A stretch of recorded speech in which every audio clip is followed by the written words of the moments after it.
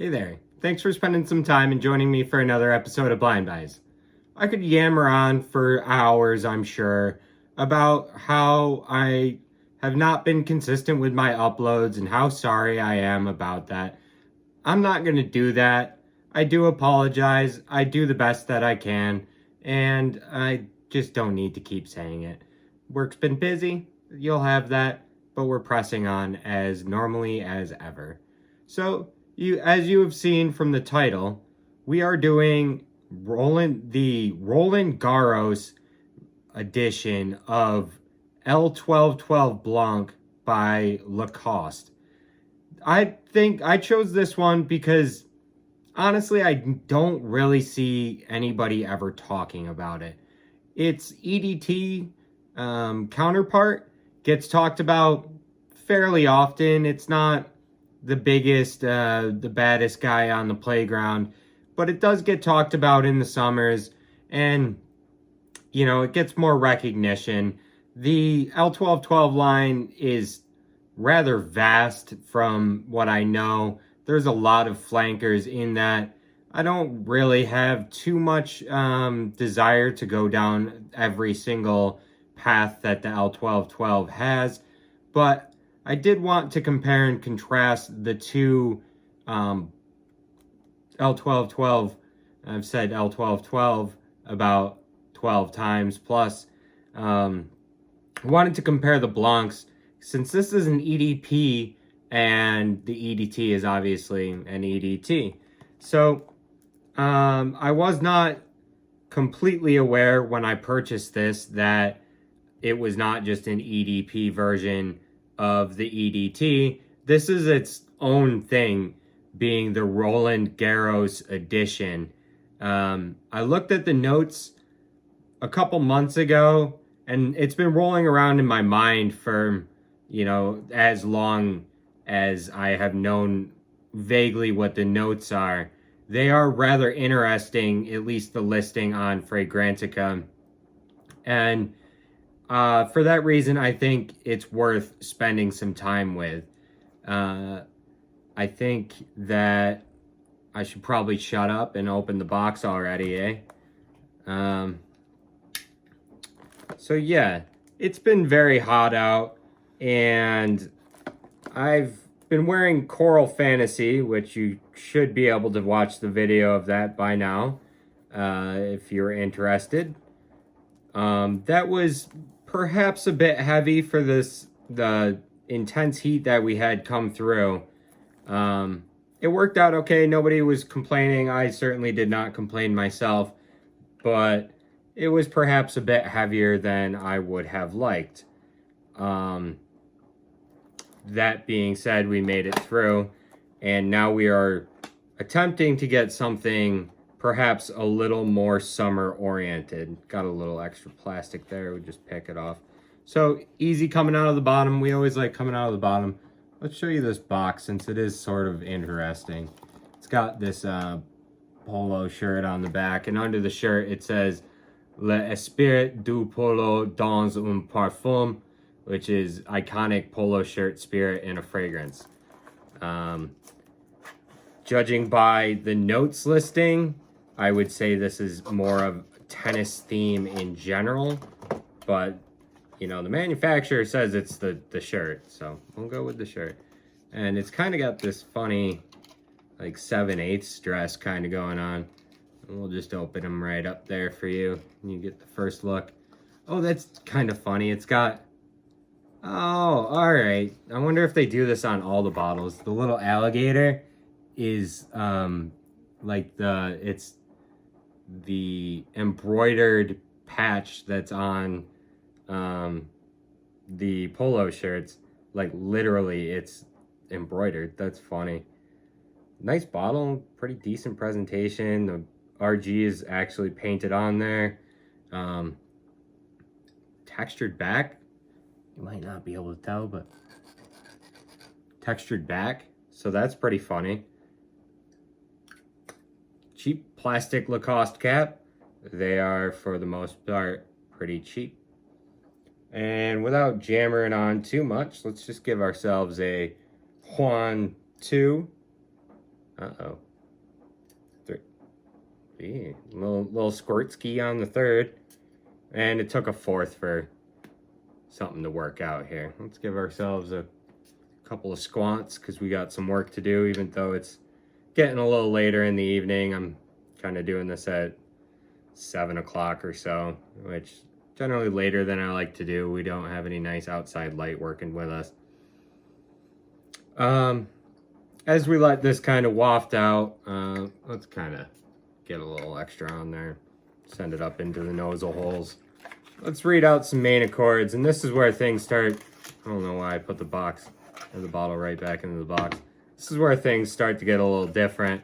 For the accords on our old Fragrantica cop-out, we've got aromatic, clay, soft spicy, woody, green, earthy, anise, citrus, camphor, and fresh spicy.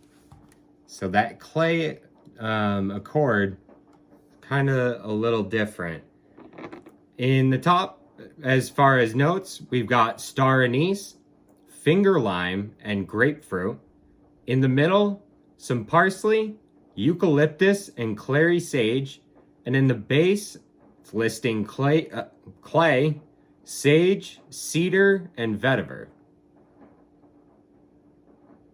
And this is sort of interesting. It is aromatic.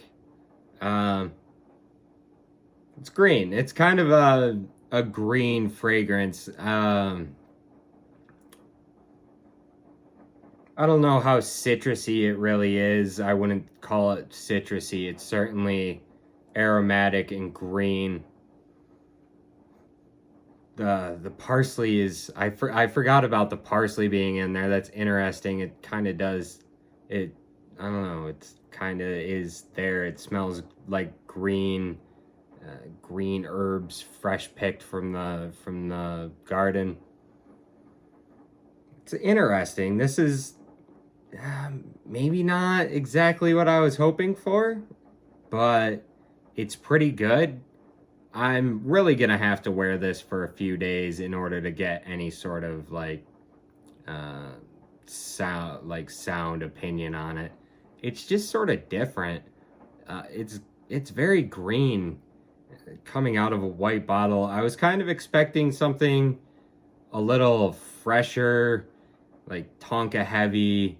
On the ingredients, it's got alpha isomethyl and coumarin chilling right there next to each other. Although sort of on the bottom of the ingredient list by in all fairness. So yeah, I'm gonna wear this for a few days. Hopefully I don't wear it for too long. We'll see how long it takes, but it never matters for you guys since I'm just gonna check you out on the other side of the waterfall. Thanks. Okay, folks, it's been 12 days or so. Plenty of time testing this one out. We can give our thoughts at this point, I am sure. If you didn't get the picture by now, we are reviewing Lacoste L.12.12 Blanc Roland Garros. It's an EDP and it was released in 2021. The perfumers are a couple of names I'm going to butcher again. Marie Salamagne and Anne Ayo, or Annie, I think it's probably Anne Ayo. Can't really remember any notable perfumes for the latter. Marie did the other L.12.12s, I believe. Bunch of Maison Martin Margiela, Mugler. Very long list of perfumes on her page. In terms of batch, I got 2069, which gives us an exact born-on date of March 10th, 2022. This is 1 year, 6 months, and 10 days, I believe, at time of recording. And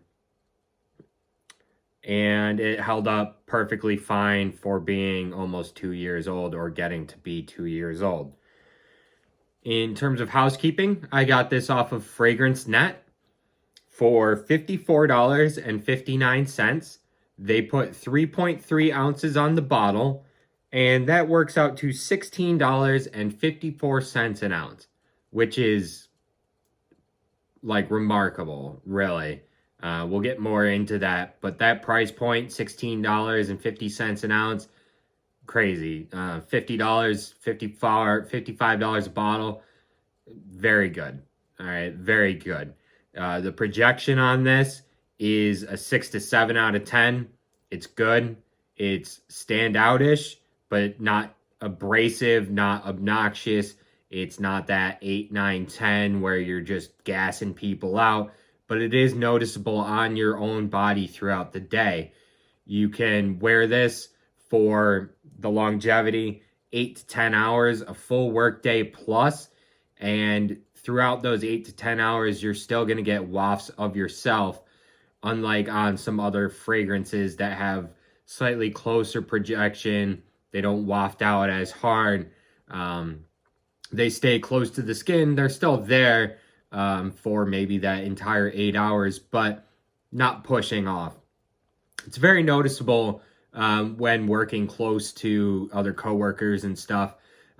Midway through wear, 4 or 5 hours in, I noticed that I am really pushing off scent-wise towards other people. I haven't gotten any negative feedback or really any positive feedback. I just don't work in that kind of industry. Negative feedback would happen, but positive feedback, like I said, not that kind of industry. This does have a similar note listing as the EDP, so my initial thoughts, I had planned to compare this against the EDT, the regular EDT, which I have right there. You can see it poking out behind. But apparently this is its own fragrance altogether. If I really want to compare and contrast, I'm going to have to get the regular EDP. Not a big deal. Will I do it still? I'm kind of leaning towards not. I think this is a very good fragrance. We'll see what the EDT holds, and if I'm really still feeling it, then maybe we'll get the EDP. But I think it's just going to be redundant at that point. This is super fresh. This is fresh. It's like hopping right out of the shower in the middle of the day. It's going to stand up to high heat in the summer, and it's kind of going to stand up to your own stink a little bit, Make sure you're washing and, use your soaps and your deodorants, your antiperspirants, please. But it'll, in a way, keep you smelling fresh. It's not going to, stop you from smelling like crap, but it will keep you smelling fresh if you are out and about and not rolling in pits. So it's great for summer, high heat, like I said. But you probably will not like this fragrance if you are part of the anti-vetiver crowd. I know vetiver can be polarizing note. Some people like it, some people don't. And I was noticing, 3 or 4 hours into the wear, it really becomes a prevalent note, at least on my skin, in my skin chemistry. It becomes a prevalent note. And I don't mind that. It's rooty, woody. I think it's nice. Not at all soapy or anything like that. It's the woody, rooty sort of vetiver. And I like it, but it's probably not going to be for everyone. That being said, it's not going to be like a brave take. I'm not like doing anything special here to say that this one actually might be something you want to get your face holes onto. For that $54 price range, if you can still get it around that price like I did, this might actually be a really good summer banger. Is it gonna stand up in winter? in cold weather. It's actually starting to get slightly cold here in New York. So not throughout the day. It's still warm enough to test in summer environments. I don't think it'll be much of a winter or early spring kind of wear. Summer, early fall when it's still hot. That's what this is for. It's a summer fragrance overall. That being said, yeah, maybe get your sniffers onto this and pick it up if you like it. But guys, find something that's as unique as you are. Wear it unabashedly. And until I see you, talk to you, or anything else, take it easy, you guys. Thanks.